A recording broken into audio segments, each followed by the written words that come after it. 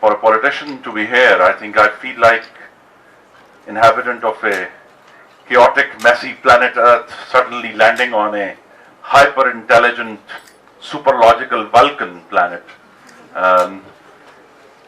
Because it just seems that politics in Pakistan has, either politics has seceded from ideas, the realm of ideas, or the realm of ideas has seceded, has gone away from politics. So, the title of my talk that I originally proposed, and as you can tell, I am a pre-internet person because I have this very old technology in my hand called paper and with writing on ink on it, was the future of Pakistani politics.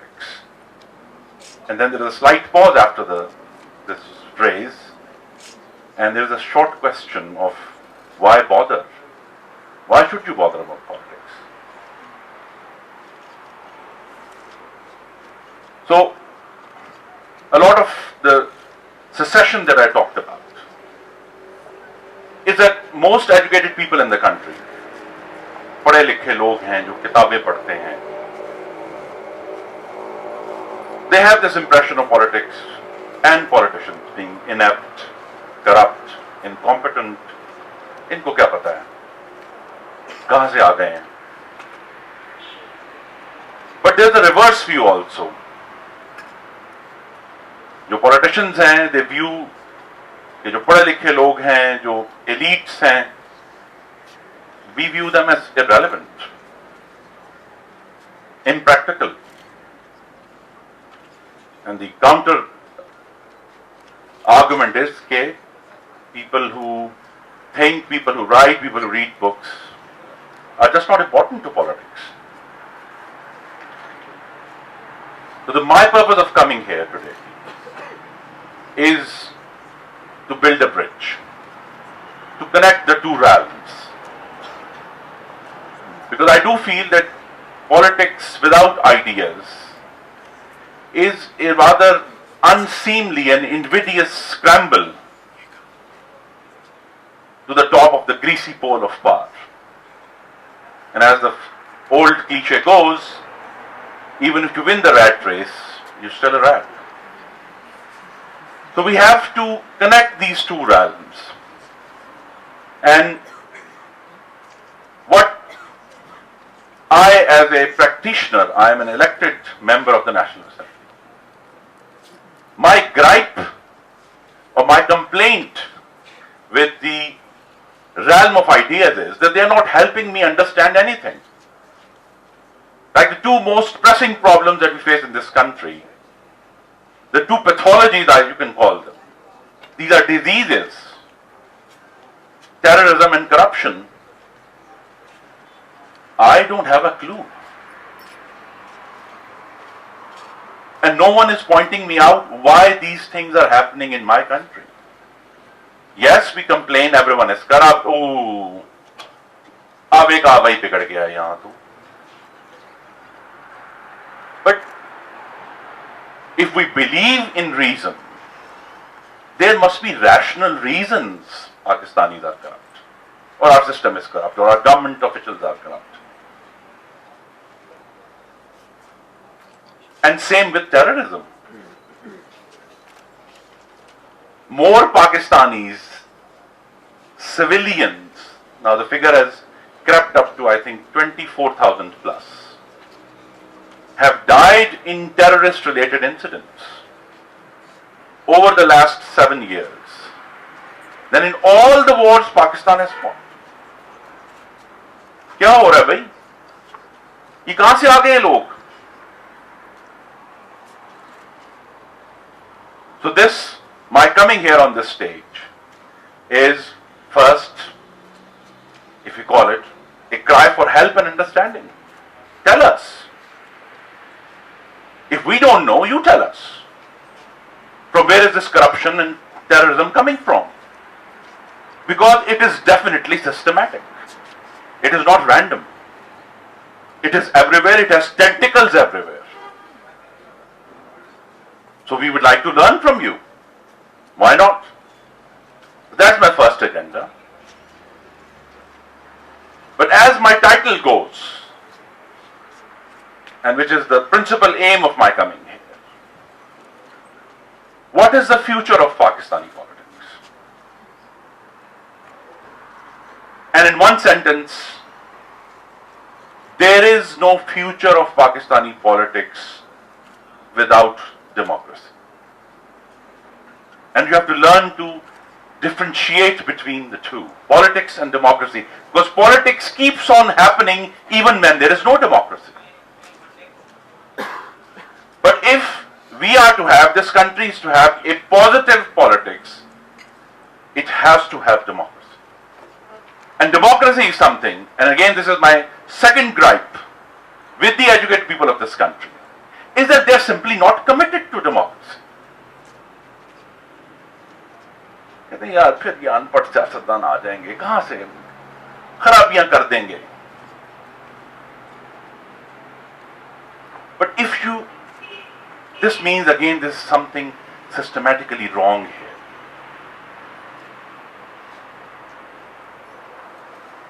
What is wrong? Because I'm not very multimedia, I'll have to read it out to you. It comes from Bernard Crick's very famous book called In Defense of Politics. I'm trying to explain. It says, the apolitical liberal wishes to enjoy all the fruits of politics without paying the price for it, or noticing the pain of it. He likes to honor the fruit but not the tree. He wishes to pluck each fruit: liberty, representative government, honesty in government, economic prosperity, free and general education, and then preserve them from contact with politics. He overestimates the power of reason and the coherence of public opinion. He underestimates the force of political passions, and this is something you need to understand, my friends. The perversity of people in not often seeming to want what is so obviously good for them. So a lot of educated people in this country would like to pluck all these fruits without honoring the tree and the pain and sacrifice that goes into nurturing that tree.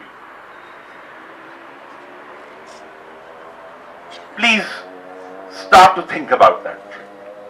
Because if you do want representative government, if you do want liberty, if you don't want free general education, if you do want representative, efficient, honest government, that tree will not grow of its own accord. It would require sacrifice from you. It would require time from you. It would require commitment from you. And that time, sacrifice, commitment, I dare say, has not been forthcoming. Then, of course, there is the issue that I'm trying to, in this talk, convince those present or those seeing it or hearing it, is that if the educated people do not participate in the processes of politics, then you cannot expect others to participate. Because again, there's a very fundamental question that I would like to ask.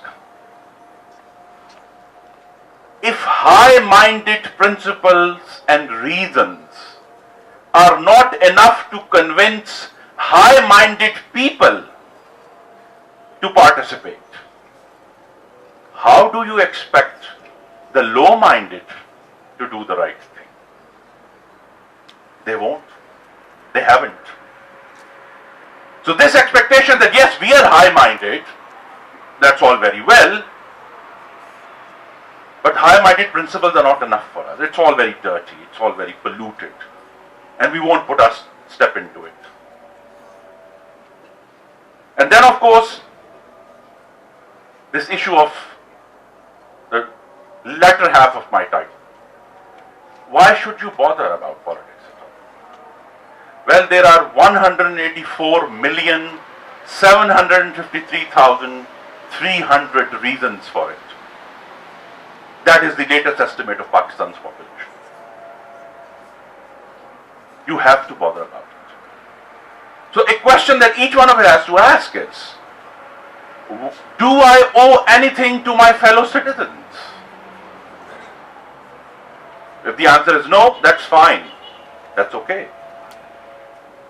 But if the answer is no and you feel that you don't owe anything to your fellow citizens, then any of your pronouncements about public affairs becomes meaningless ab initio. If you don't owe anything, if you're not connected to your fellow citizen living in Sangar or Nawab Shah or Multan or my native city of Gujranwala, that's okay, that's not a crime. But then please, don't pontificate. Stop pontificating about politics. Stop saying, it's all dirty, ye bada kharab hai, ye ganda hai. Because, and if you do feel, as I hope that you will feel, that you are connected to that person in Mardan, or in Turbat, or in Quetta. Yes, we are connected to them. This is a high-minded reason for high-minded people to bother about politics and not just reject it out of hand and say, ye sab kharab hai, ye galat hai. Again, let me quote Bernard Crick on this, who said famously, politics involves genuine relations with people who are genuinely other people, who are not like you. They don't speak English with the proper accent, their clothes are dirty, they don't have proper shoes on. And the reason I can say this to you with some confidence is because most people who are reading the press, especially the English language newspapers of this country, and they're concerned about political issues. The interesting thing that I have found about after having been elected to Parliament is that elected politicians don't have the luxury of abstract thinking about issues. Because every issue you care to mention comes in a human form to my door every single day. Corruption is an issue. Please come see me in my office tomorrow, I will show you the victims of corruption. Law and order is an issue. There are victims, real human beings that are there. But the problem is, and this is the problem with probably thinking people across the world, that we all like justice in the abstract, but when it comes to reality, we seek favors. Justice is all very well. Yes, we want justice. But when it comes to ourselves, kindly do me a favor. Very kind of you. So the question you need to ask, in the famous words of W.B. Yeats, do you have courage equal to desire? Every desire that you want, and this is, I'm talking about politics or collective affairs of the country. Think about this. Do you have courage equal to that desire? And if you don't have that courage, that desire is pretty much meaningless. So representative government, all those fruits that I talked about. If you really desire that fruit, think about the courage. Don't just pontificate. You have to participate. And another way of participating, it is all very well, and I do encourage people to join political parties, to participate in the political process. But at least where I began, help us see things clearly. And it's part of the TED, the last alphabet, TED is design. Help us design systems which are free of corruption and inefficiency. At least you can help us do that. So design of systems, design of government systems, design of departments, how things should be organized, how education should be organized, how whatever the government does, how that should be organized. Perhaps this participation can come from you.